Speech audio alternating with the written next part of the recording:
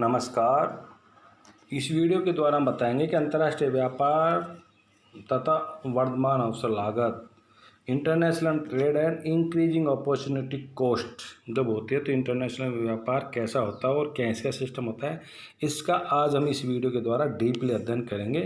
इसमें आपको बताएंगे कि क्या होता है अंतर्राष्ट्रीय व्यापार जब वर्तमान अवसर लागतें पाई जाती हैं। वर्तमान अवसर लागतों के अंतर्गत उत्पादन समान होकर मूल बिंदु से नतोदर खींचे जाते हैं।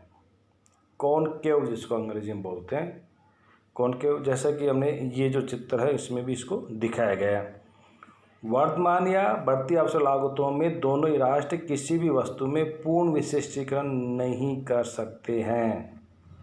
वापिस दोहराता हूँ मैं, वर्तमान या बढ़ती अवसर लागतों में दोनों ही राष्ट्र किसी भी वस्तु में पूर्ण विशिष्टीकरण नहीं प्राप्त कर सकते हैं। केवल उस वस्तु के उत्पादन में वृद्धि होती है जिसमें सापेक्ष लागतें कम हो। वर्तमान लागतों के होने के कई कारण हैं, किंतु दो प्रमुख कारण, बहुत सारे इसके रीजन हैं लेकिन जो प्रमुख कारण है दो है। नंबर एक, उत्पादन के साधन, श्रम और पूंजी किसी एक वस्तु के उत्पादन में अधिक कुशल हो। कुछ उत्पादन के साधन वस्तु विशेष प्रोडक्ट स्पेसिफिक के उत्पादन में अधिक उपयुक्त तथा कुशल होते हैं, जबकि वर्तमान लागत नियम लागू होता है। तब उत्पादन समान होकर अपनी संपूर्ण सीमा में परिवर्तन होता रहता है, जो दोनों वस्तुओं के उत्पादन के सापेक्ष लागतों को बताता है। फलतः तुलनात्मक कीमतों में परिवर्तन होता रहता है। और नंबर दो, जब सभी साधन समान हैं अर्थात सभी श्रमिकों तथा पूंजी की उत्पादकता दोनों वस्तुओं के उत्पादन में एक जैसी स्थिर रहती है, परंतु यदि दोनों शराब व कपड़ा उद्योग दोनों साधनों श्रम व पूंजी का उपयोग भिन्न भिन्न अनुपात में करें तब वर्तमान लागतें प्राप्त होती है। उदाहरणतः शराब उद्योग अधिक श्रम और अधिक वापिस दोहराते हैं इसको, शराब उद्योग अधिक श्रम और कपड़ा उद्योग अधिक पूंजी की मांग करता है। जैसे ही दोनों साधन दोनों उद्योगों के बीच गमन करते हैं तो उत्पादन के विभिन्न संयोगों में लागतें बढ़ती है। यदि उत्पादन वृद्धि के साथ लागत में वृद्धि होती है, तब जैसे ही पुर्तगाल शराब का उत्पादन बढ़ाएगा और कपड़े का कम करेगा तो शराब की लागत बढ़ेगी और कपड़े की घटेगी। इस प्रकार जब इंग्लैंड कपड़े का उत्पादन बढ़ाएगा और शराब का घटाएगा तो कपड़े की कीमत बढ़ेगी और शराब की क्या होगी, कम होगी। बिना शर्त पूर्ण विशिष्टीकरण तथा व्यापार की अवस्था में पुर्तगाल और इंग्लैंड अपने अपने उत्पादन समान वक्रों पर किसी भी बिंदु पर उत्पादन और उपभोग कर सकते हैं। केवल यही एक अंतर है, दोनों राष्ट्र वर्तमान लागतों के अंतर्गत उत्पादन कर रहे हैं।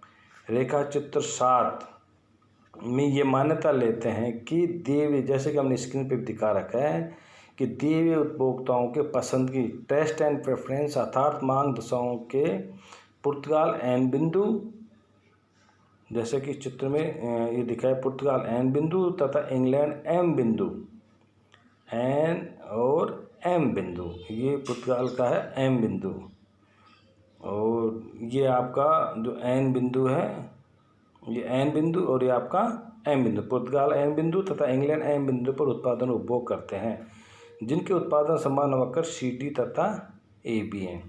व्यापार पूर्व इंग्लैंड में दोनों वस्तुएं शराब और कपड़े का उत्पादन एम बिंदु पर है। इसी प्रकार इसी बिंदु पर उपभोग वक्र C1 तथा घरेलू विनिमय रेखा EE, जैसे कि हमने दिखा रखा है, EE और CC1 बराबर होते हैं, जिनका अभिप्राय यह है कि इंग्लैंड का शराब और कपड़े का उत्पादन उपभोग के समान और व्यापार नहीं हो रहा।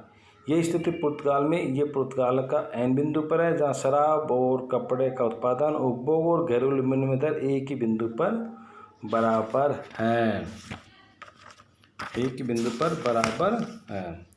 तुलनात्मक लागतों के आधार पर इंग्लैंड कपड़े में तथा पुर्तगाल शराब के उत्पादन में लाभ की स्थिति में है। अतः व्यापार पश्चात इंग्लैंड कपड़े के उत्पादन में वृद्धि का निर्यात करेगा और पुर्तगाल शराब के उत्पादन में वृद्धि का निर्यात करेगा। व्यापार पश्चात इंग्लैंड का उत्पादन बिंदु आर, चित्र में दिखाया गया आर पर तथा पुर्तगाल का बिंदु एस होगा, जहाँ अंतर्राष्ट्रीय विनिमय दर TT, ये अंतर्राष्ट्रीय विनिमय दर TT तथा T1 होगी, जो समांतर है, जो दोनों राष्ट्रों के लिए बराबर है, अर्थात व्यापार पश्चात वस्तुओं के उपभोग में वृद्धि होने से जो इंग्लैंड के लिए के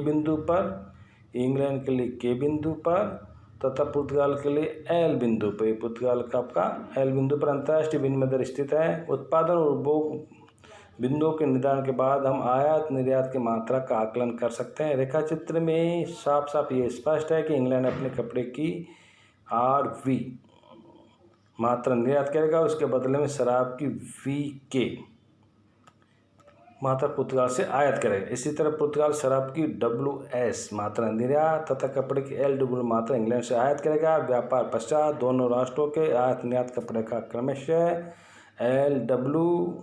LW बराबर RV तथा क्रमशः शराब का WS बराबर VK है। इंग्लैंड का आयात शराब का VK, ये आपका VK, तो उसके कपड़े के निर्यात RV के बराबर अर्थात सामयिक स्थिति, ये स्थिति पुर्तगाल के शराब का WS का निर्यात उसके कपड़े के LW के बराबर है, अर्थात पुर्तगाल में भी सामयिक स्थिति होती है। अब इसका हम थोड़ा मूल्यांकन कर लेते हैं कि क्या है इसका निष्कर्ष क्या है जो हमने इसको पढ़ा है। इस बात में कोई दो राय नहीं है कि अवसर लागत सिद्धांत साधनों की सीमित उपलब्धता की मान्यताओं को समझने और उत्पादन प्रक्रिया में इसके उपयोग ने इसे एक अति महत्वपूर्ण सिद्धांत के रूप में सभी अर्थशास्त्रियों ने स्वीकार किया। अवसर लागत सिद्धांत अंतर्राष्ट्रीय व्यापार के ढांचे का न केवल सही एवं वैज्ञानिक विश्लेषण ही प्रस्तुत करता है, बल्कि विश्लेषण के अति उपयोगी औजारों से लाभान्वित करता है, जिसके आधार पर हम सामान्य संतुलन विश्लेषण जनरल इक्विलिब्रियम एनालिसिस प्रणाली के बारे में अधिक ज्ञान अर्जित कर सकने में सक्षम हुए हैं।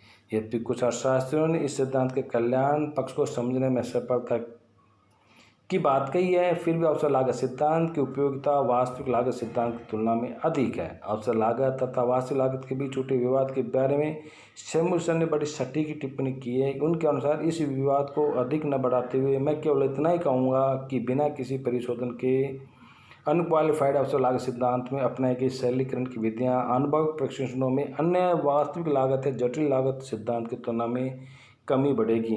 अवसर लागत सिद्धांत अधिक उपयोगी है क्योंकि इसे सुगमता से सामान्य साम्य विश्लेषण तक विस्तृत किया जा सकता है।